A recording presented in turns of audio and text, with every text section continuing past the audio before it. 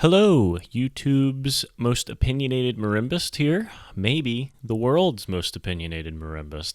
And today I've got another album review for you, this time from an amazing trio called Trio Colores.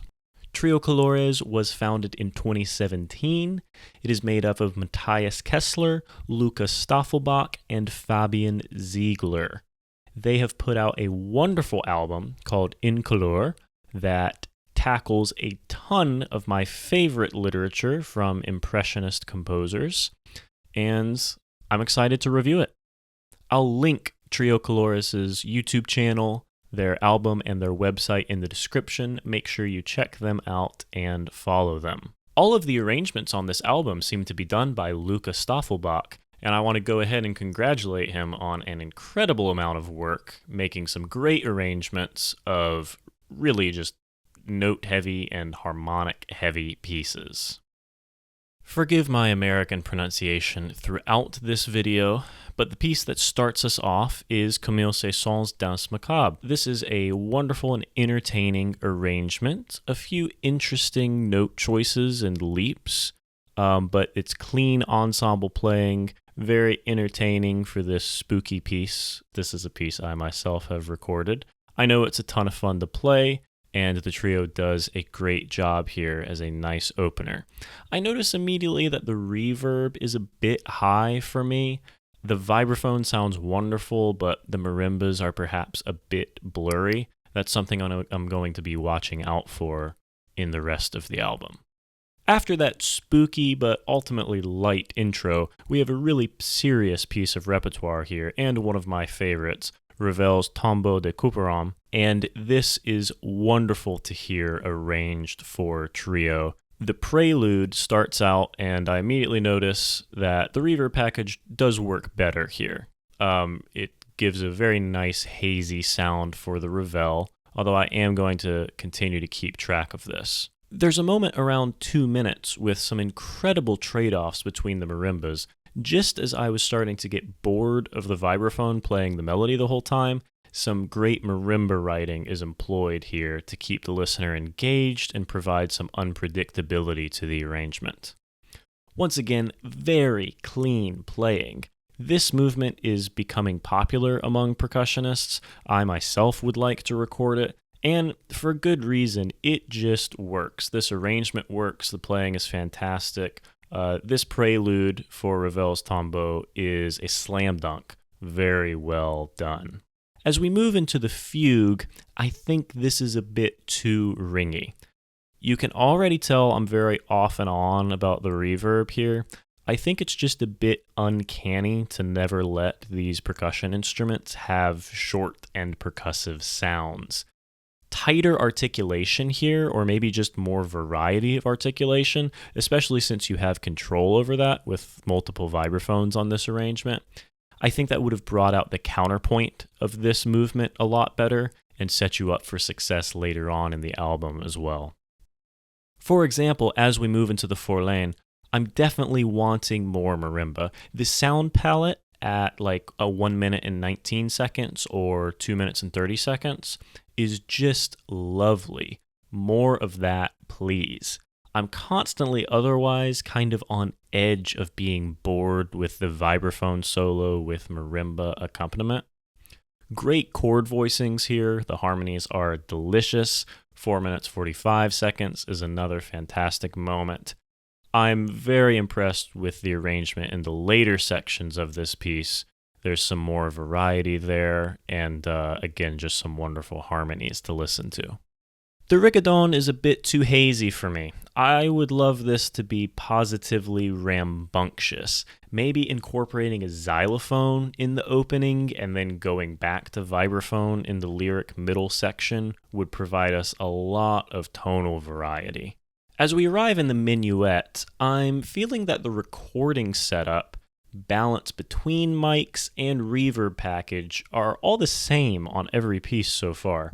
Certainly you want to have a baseline sonic world that your album is going to live in, but I feel there's more room for more variance once you establish that. Give us some dry movements, or at least short passages, some really aggressive moments, and then give us some, obscenely wet reverb at times, but just more variety. Of course, the minuet is lovely, and this arrangement does work well. There's some really sensitive playing going on here with good flex and rubato. And the last movement of the tombeau, the toccata, we need some more articulation here, not as simple as harder mallets, which the mallets sound quite hard already. We just need more depth to the sound of all the running sixteenths.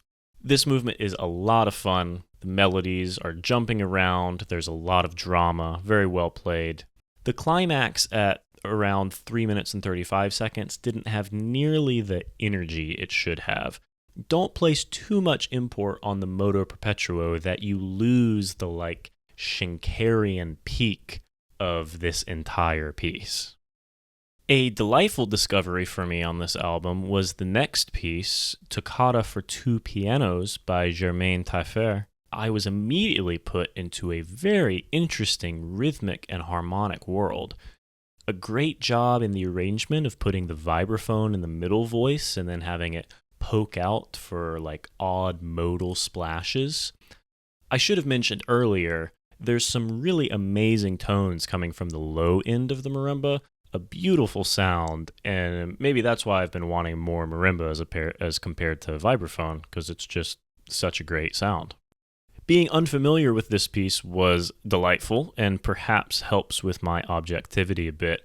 I really enjoyed both the performance and arrangement of this quick piece. This is a gem, thank you. Next we have Debussy's Petite Suite, starting with En Bateau. Beautiful, really skilled arrangement. As we move into the cortege, is it pronounced like protege? I didn't expect the end of this movement to be the most voluminous the album has been up to this point. I enjoyed it. I think the trio should push to this level dynamically more often. Once again, a gorgeous and professional arrangement, very well performed. The minuet is lovely. I enjoyed that the endings of this and the previous movements were such definitive but gentle full stops or even dead strokes. Just quite a cute way to end things.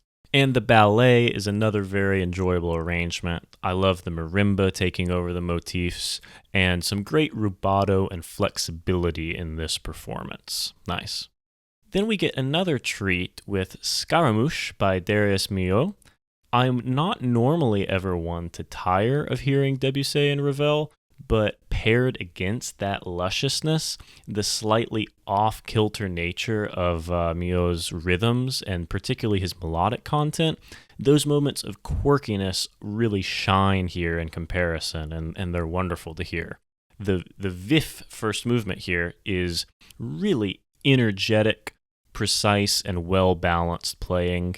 In Madure, the second movement of the Scaramouche, 1 minute and 55 seconds is amazing. It's a great little metric shift that catches the listener's ear and makes sure I continue to pay attention. Very nice, quirky, and enjoyable there. The marimba and vibe switches going on here are a great arrangement choice, and again, this is a very well-performed movement. The final movement on this whole album, the Brasileira, is a great choice to end this project with. High energy, played with fervor. The entire Milhaud piece that you've added on here is a real high point of the album. Fantastic arrangement and playing. Congratulations. In both arrangement and performance, this album was at its best when there was a little bit more edge. The quality of playing throughout is above reproach. Congratulations to all three performers on your excellent performances. But I would have loved to hear some more risk in each individual performance. I get it. I don't want to ruin a take for, the people playing alongside me. But everything existed in kind of a beautiful, resonant box, and it stayed in that place long enough that it got monotonous at times. The best moments were when something got angular or just weird somehow, and it became exciting, but then it kind of slid back into the box. I would take Danse Macabre off this album. The Ravel is a perfect opener, and every piece has so many movements here, you're covering a lot of music. For future albums, I'd just stick to like 40 to 50 minutes. Don't worry about pushing it to the hour when everything is this involved. I love hearing albums like this. To hear percussionists tackle this amount of dense harmonic and melodic material is really a pleasure. It's always a valuable reinvention of the source material, in my opinion. In that vein, let the string players and the pianists play it safe with interpretation. You're already doing these huge arrangements of everything. And again, congratulations to Luca Staffelbach for the massive amount of work on these. So push the arrangements. From arrangement choices to production choices to performance choices, I would love to hear Trio Colores take really big risks on top of their already amazing musicality and technique, and I really look forward to their future projects. I'm going to give this album a 7 out of 10 for its wonderful contents, but I want to leave room for the potential that I think this group has. On that note, about my rating system, I am not going to be like one of those reviewers that rates everything on a scale from 6 to 10. 5 is a true midpoint for a fine album. 10 is ridiculously amazing, trend-setting. 0 is awful, should not exist. Well, this album is a 7. It's incredible, and I think they can surpass it in their next offering. I'm looking forward to it. Thanks for listening to another marimba review, and I'll talk to you later.